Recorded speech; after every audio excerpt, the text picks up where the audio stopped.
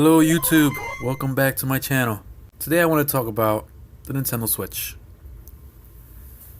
And while I talk about the Nintendo Switch, I'll be playing some classic games, because when I think about the Nintendo Switch, it brings me back to when I was a teenager and played all these classic games. So anyway, let's get started. We got a lot of details on that presentation that Nintendo had. The Nintendo Switch is going to have three modes. It's going to have TV mode, tabletop mode, and portable mode. TV mode is going to be where you put the Nintendo Switch in a dock, and the dock sends a signal to your TV. And you can play with either the JoyCon controller, or you can use a Nintendo Pro controller, which looks like your average Xbox 360, Xbox One type controller. Then you have tabletop mode, where the Nintendo Switch has a kickstand in the back, so you can stand it up. You can remove the Joy-Con remotes, and you can play it that way.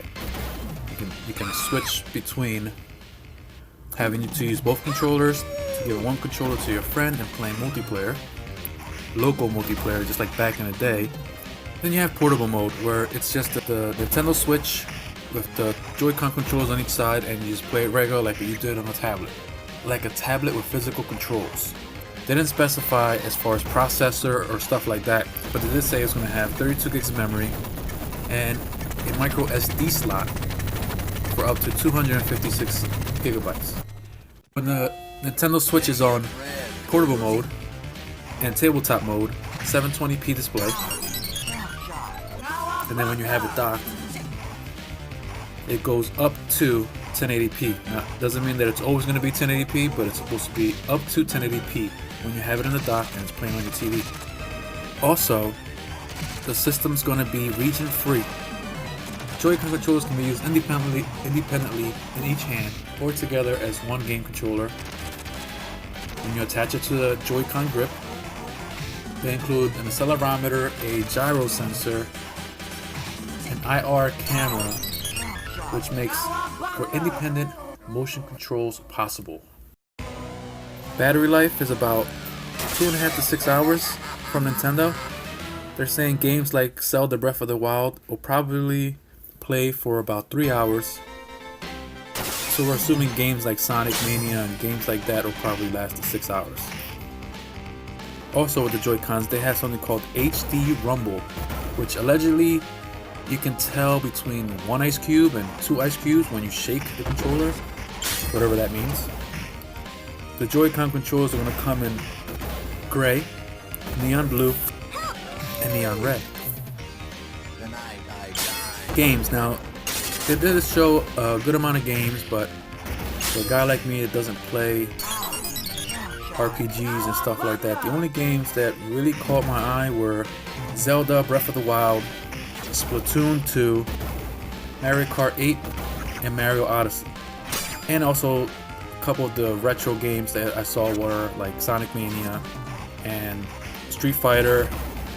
But a lot of the other games I don't know about because I don't play RPGs. As far as online, Nintendo said they were going to allow a free service for online with chat and online gaming, with a paid version coming in the fall. This is the first for Nintendo because their online has always been free. Let's see what happens in the fall when they decide to start charging people for online services.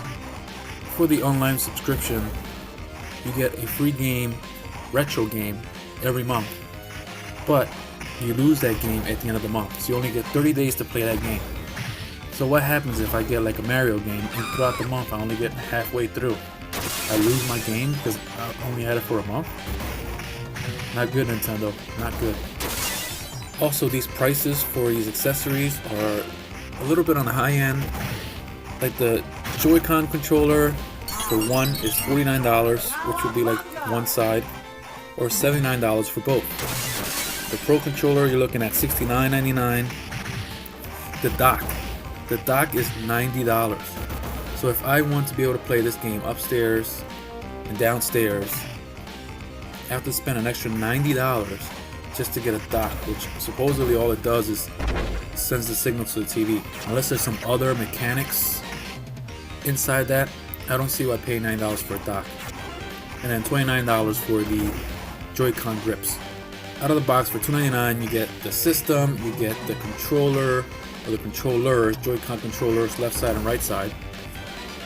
You get the grips, the straps that connect to the side of the controller.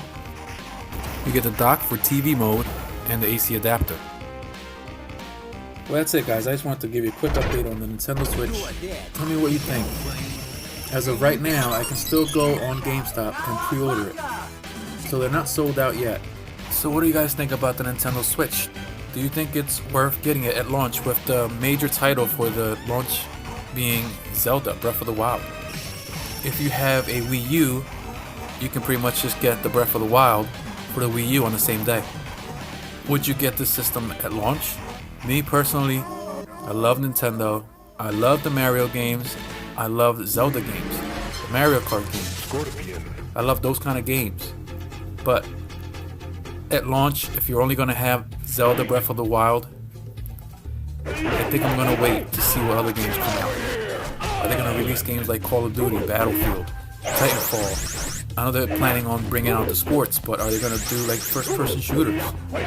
A lot of guys would love to have the Nintendo Switch so they can take Battlefield, Call of Duty on the go. If Nintendo brought Call of Duty, Battlefield, first-person shooters that most people are playing nowadays, that will boost their sales.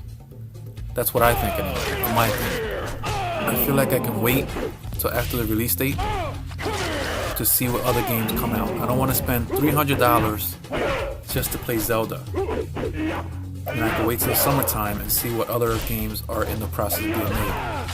Nintendo did say that there's over 80 games being developed, but they didn't mention what. So I'm very curious to see what they're going to develop for the Nintendo Switch. How about you? Are you pre-ordering it? Did you already pre-order it? Are you going to wait? Are you satisfied with the games? Or do you want to wait and see what kind of games they announce at a later date? And why didn't Nintendo show the specs as far as processor, RAM, the power that the system has in the tablet form?